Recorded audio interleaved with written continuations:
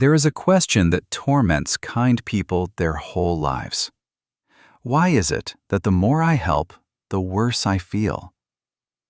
You give your time, you give your money, you give your energy, you give yourself. Piece by piece, drop by drop, over and over again. And instead of gratitude, you receive either emptiness or a new request, or, and this is the most painful part, contempt from the very person you just helped. And you think, what is wrong with me? Why isn't my kindness working? Maybe I need to help more. Maybe I'm helping the wrong people. Stop. Japanese samurai resolved this question 500 years ago.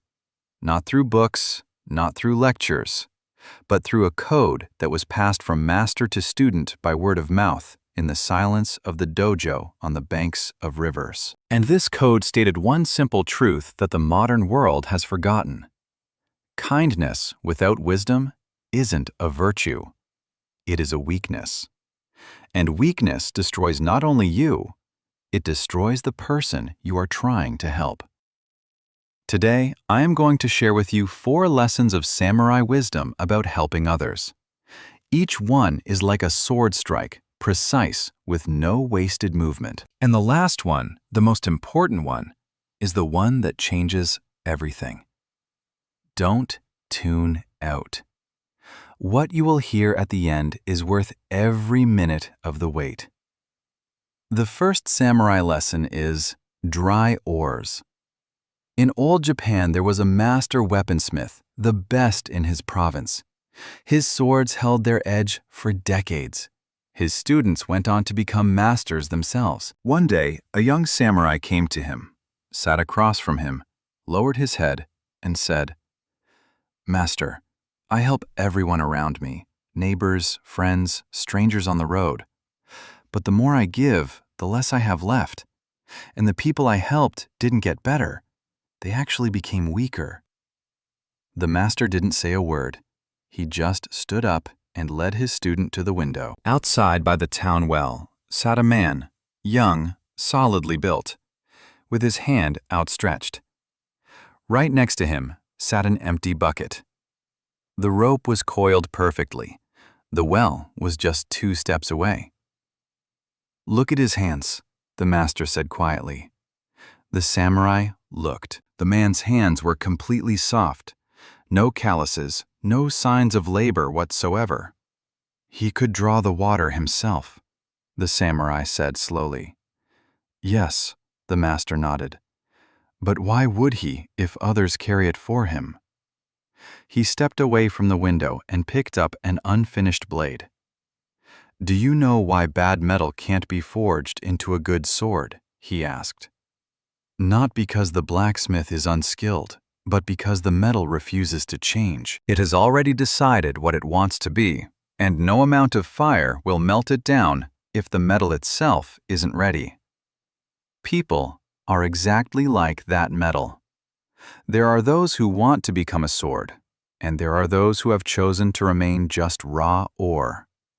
When you feed ore to the fire, you are only wasting the fire, nothing more. This is the first lesson. The samurai called these people kawaranai hito, the ones who do not change, not because they can't, but because they have figured out a way to exist without changing entirely at someone else's expense, at the expense of your kindness, your time, your energy. How do you spot them? Don't look at their words, look at their oars. Does this person have the ability to help themselves? Are there resources sitting right there that they just aren't using? Are they doing anything at all? Or are they just waiting? The oars never lie. In real life, it looks like this. Before you jump in to help, ask yourself one question. Not, can I help? But rather, is this person doing what they can do for themselves?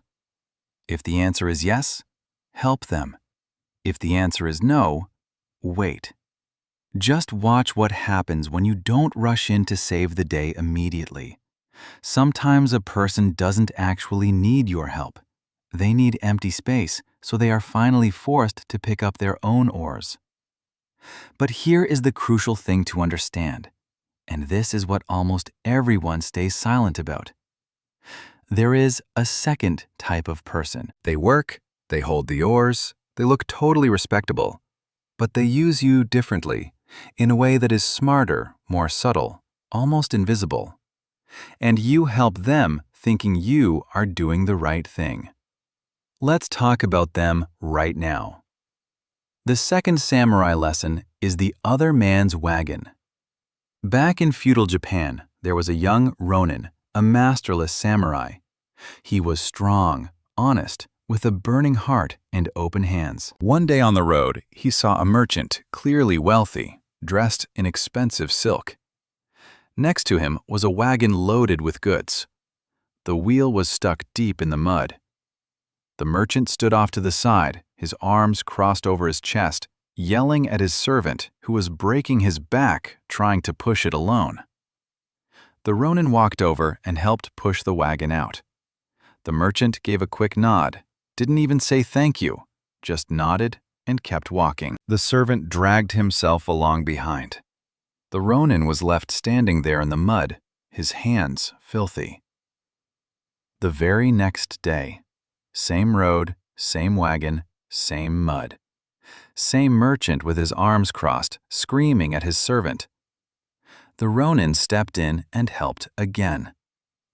On the third day, the exact same thing. On the fourth day, an old master happened to be walking by.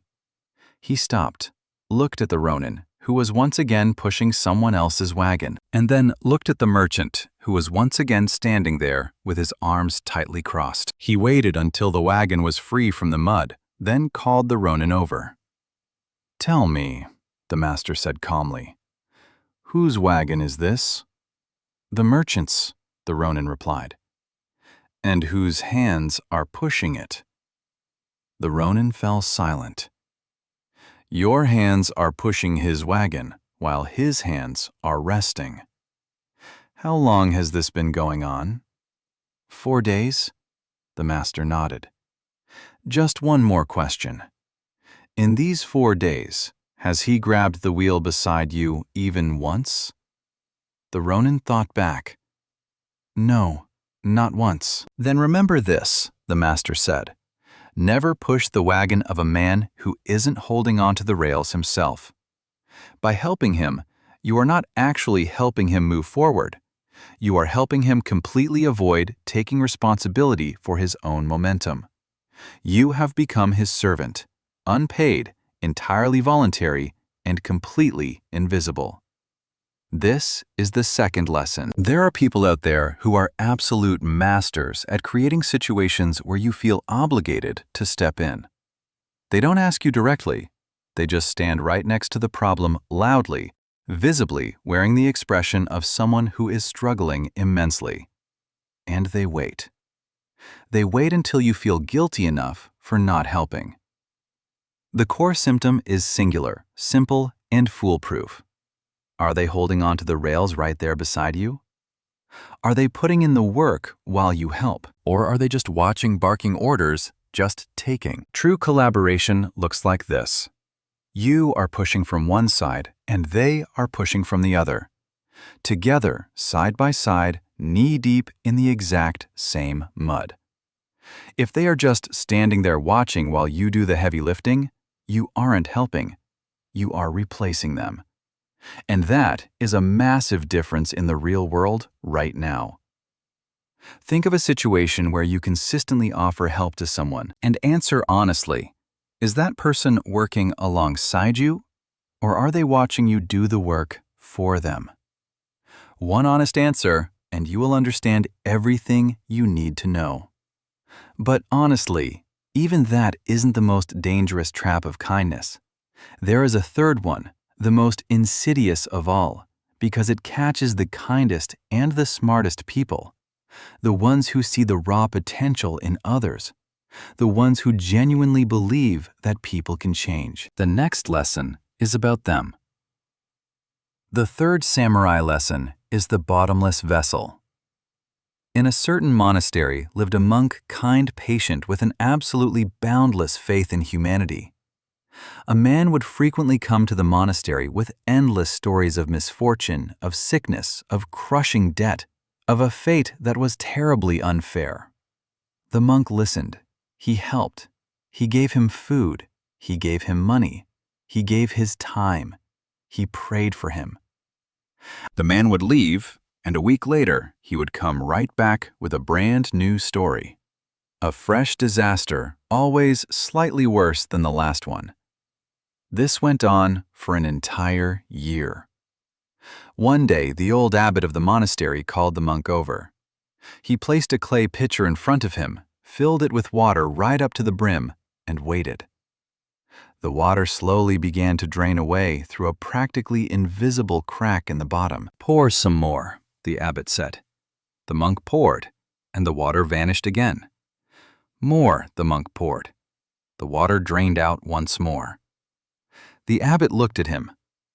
"How much water will it take to finally fill this pitcher?" The monk stayed completely silent.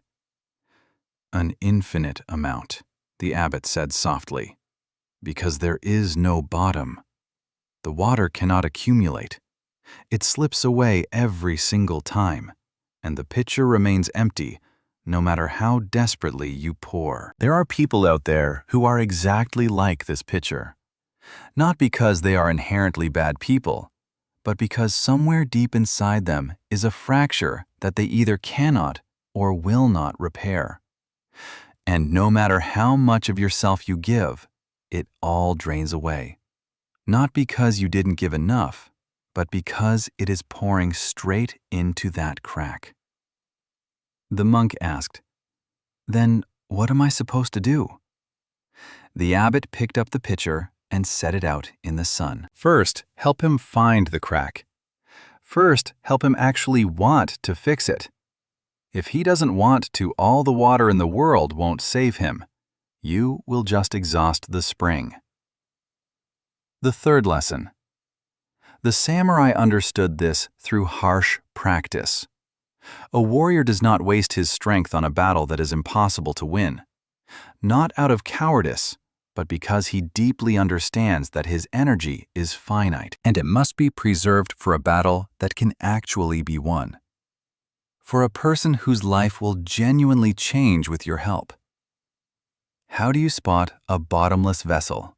3 extremely precise, simple signs. Number 1. The story is always worse than the last one. Every time you swoop in to help, after a little while, the situation doesn't improve. It degrades because your help is not fixing the root cause. The cause is the fracture. Number 2. Your help is never reciprocated with action. Words, maybe, but action, never. The person refuses to change the exact behavioral pattern that dragged them into the mess to begin with. Number 3. They aren't looking for the crack themselves. They never sit back and ask, "Why does this keep happening to me?" They have no desire to figure it out. They only want someone to come along and top off their water again. In practical terms, there is one simple rule. Before you step in to help for the 3rd time, don't ask about the problem. Ask about the cause. Why do you think this happened again? If the person pauses, reflects, and actually starts searching for an answer, you are looking at someone who wants to fix their fracture. Help them. But if they instantly deflect and go right back to listing their miseries, they are perfectly comfortable with their crack. Your water is just going to drain away again. And this brings us to the most crucial point, the 4th lesson. The entire reason we are having this conversation. Because after 3 heavy lessons about who you shouldn't help, it is so incredibly easy to swing to the opposite extreme, to completely shut down, to stop helping entirely, to become cynical and cold. That is the biggest mistake you could make, and the Samurai Code addresses this head-on. The 4th samurai lesson is the man rowing against the current. Later that same evening, the master and his student were walking along the riverbank, and they saw something. Standing right there in the freezing water was a man. Older, completely exhausted, his clothes soaked through, his hands raw and red from the cold. His boat had smashed against the rocks further upstream.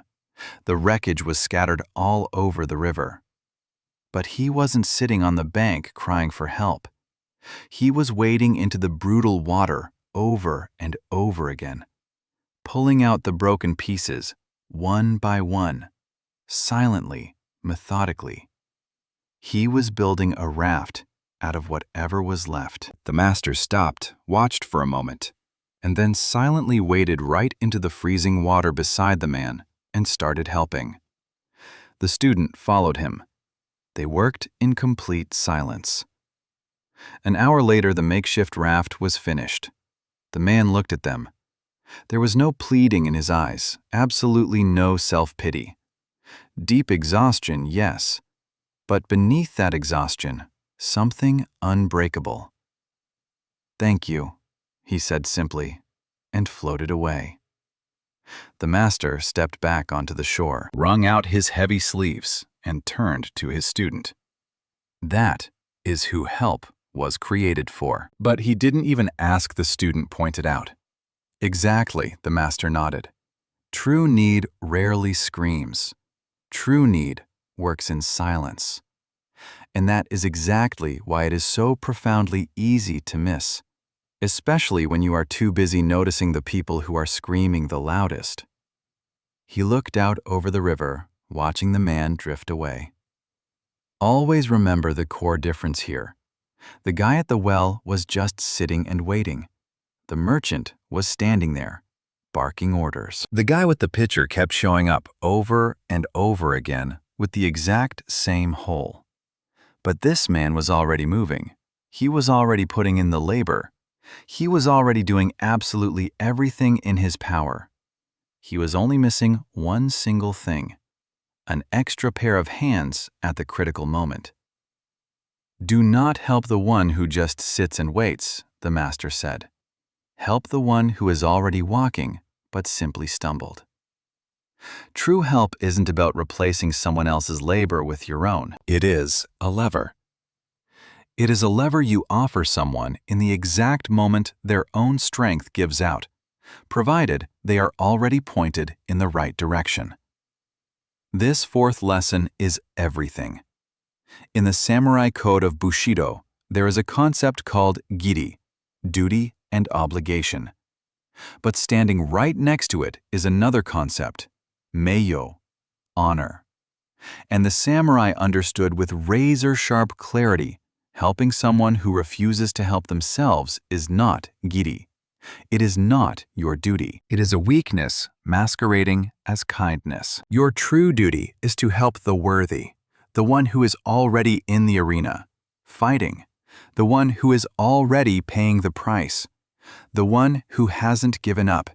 They are just running out of gas. How do you spot this person? 3 signs the exact opposite of the previous 3. They are already taking action. They don't beg, they move first. They only ask for backup when they have completely hit their absolute limit. They absolutely refuse to shift the blame. They never say, "Oh, fate is against me," or "everyone else is at fault." They say, "I will handle this, but right now, I need a hand." And most importantly, they actually utilize your help. It doesn't just vanish into the sand. It becomes their very next step, the next solid piece of their raft. Practically speaking, there is just one rule. Before you jump in, ask yourself, is this person already in the freezing water, or are they standing dry on the shore waiting for a rescue? If they are in the water, jump in beside them without a second thought. That is your moment. If they are standing on the shore, wait and see if they have the courage to step in themselves. Now for the philosophical finale. The core reason we walked down this path today. The samurai preserved his sword not because he was greedy, Not because he was afraid of a fight, but because he knew the sword is finite. The metal eventually tires, the edge grows dull. If you waste it hacking at every random thing in your path when the decisive moment finally arrives, it will shatter. Your energy is a sword. Your time is a sword. Your attention, your profound kindness, your capacity to give, that is your sword. And just like any master-crafted blade, it demands profound respect. Not because you are selfish, but because a dull sword cannot protect anyone. Not you, and certainly not the person who genuinely needs defending. The Japanese masters used to say, "Save your fire for the one who brings their own firewood. Do not waste it on the one who only wants to sit back and watch it burn." That isn't cruelty, my friends. That is wisdom. There is a vast universe of difference between a person who shuts down and stops helping entirely, and a person who has mastered the art of helping with precision. The first one lost themselves in everyone else's needs and became bitter. The second one preserved their core self, and because of that, they can give authentically, sustainably, deeply, without burning out. The absolute kindest person I know rarely steps in to help, but when they do, it alters the trajectory of lives because they didn't squander their essence on petty things. They kept their power intact for the moment that truly mattered. Remember the 4 lessons of the samurai. Number 1, look at the oars. The person with dry oars is perfectly capable of rowing themselves. They don't need your spare change. They need you to stop handing out spare change so they can finally row. Number 2, are they gripping the rails right there beside you? If they aren't, you aren't a helper, you are hired help. Number 3, does the pitcher actually have a bottom? If it doesn't, no matter how much you pour, it will all vanish. Help them find the crack first. And number 4, the most important of all, look for the one who is already deep in the freezing water. The one hauling the wreckage. The one who is already walking, but simply took a bad fall. That is who you exist for. That is exactly where your sword belongs. One last thing I will leave you with. The world is not cleanly divided into good and evil, into the worthy and the unworthy, into those you should help and those you shouldn't. The world is simply divided into those who want to change and those who do not. And your job isn't to judge, it isn't to condemn, and it certainly isn't to build a wall around your heart. Your job is to see reality with absolute clarity, stripping away the illusions, letting go of this desperate savior complex, and to direct your light toward the places where it will catch fire, not where it will be suffocated. Because your light is not infinite. Guard it fiercely, for those who actually know how to burn with it. Drop a comment right now and tell me which of these 4 lessons hit you the hardest. 1, 2, 3, or 4. Just leave the number down below. I always read every single one. If you have a story about someone who drained your light, or about someone whose life genuinely shifted because of your help, share it. I feature the best stories in upcoming videos because your lived experience is a samurai lesson all its own. Hit the like button if that strike landed for you. Subscribe so you don't miss the next one. There is still so much ahead that goes entirely unspoken. Hearing this ancient samurai wisdom completely shifts the paradigm of what it means to be a truly kind human being. For so long, society has taught us that giving relentlessly, even to the point of our own emotional and physical exhaustion, is the ultimate virtue. But real compassion requires profound wisdom. Otherwise, it merely enables stagnation. When we continuously row the boat for someone who refuses to pick up their own oars, we are not loving them, we are actually robbing them of their own strength and resilience. The greatest takeaway to apply in our everyday lives is the beautiful art of intentional giving.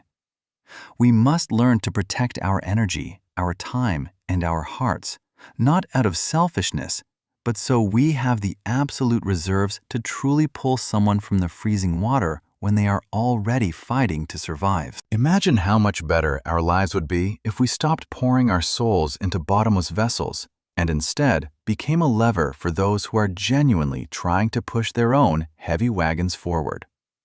By doing this, we eliminate the bitter resentment that often follows blind charity, replacing it with a deep, sustainable joy that comes from watching someone transform because of our timely support.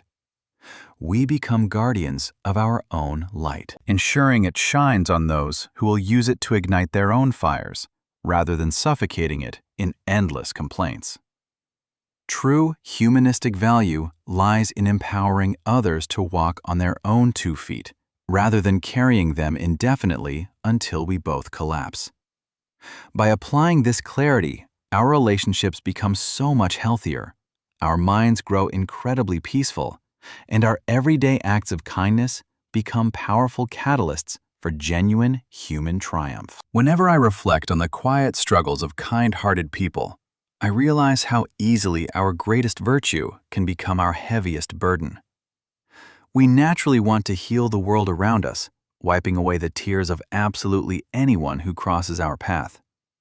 Yet observing the complex dynamics of human relationships, I have come to believe that genuine love sometimes means taking a step back. It is a heartbreaking but deeply necessary realization that we simply cannot save people from themselves. When I look at the individuals who constantly demand help without making any personal effort, I see pain. But I also see a trap that ultimately destroys both the giver and the receiver. True compassion is not about offering a permanent crutch. It is about showing someone they already have the legs to walk. I firmly believe that our highest calling as human beings is to empower one another to reach our full potential. If we constantly jump in to solve every single problem, we steal the beautiful, messy process of personal growth from those we claim to care about. My perspective is that protecting your own peace and energy is actually a deeply humanistic act. You cannot pour fresh water from an empty cup, and you cannot light someone's way if your own fire has completely burned out. Choosing who to help is not an act of arrogance, but an act of profound respect for the finite time we have on this earth. I urge you to look for the silent fighters, the ones quietly building their rafts in the freezing waters of life. These are the resilient souls who will take your small act of grace and turn it into a magnificent testament of human survival. By reserving our strength for these pivotal moments, we honor the true, pure spirit of empathy. Ultimately, walking this path transforms us from exhausted martyrs into wise, effective guardians of hope. The stories, perspectives, and advice provided in this material are entirely for educational, entertainment, and informational purposes only. The creator assumes no responsibility or liability whatsoever for any personal choices, actions, or outcomes experienced by the audience based on the information provided. This content does not constitute professional, psychological, financial, medical, or legal advice. Listeners are solely responsible for their own decisions, emotional well-being, and the management of their interpersonal relationships.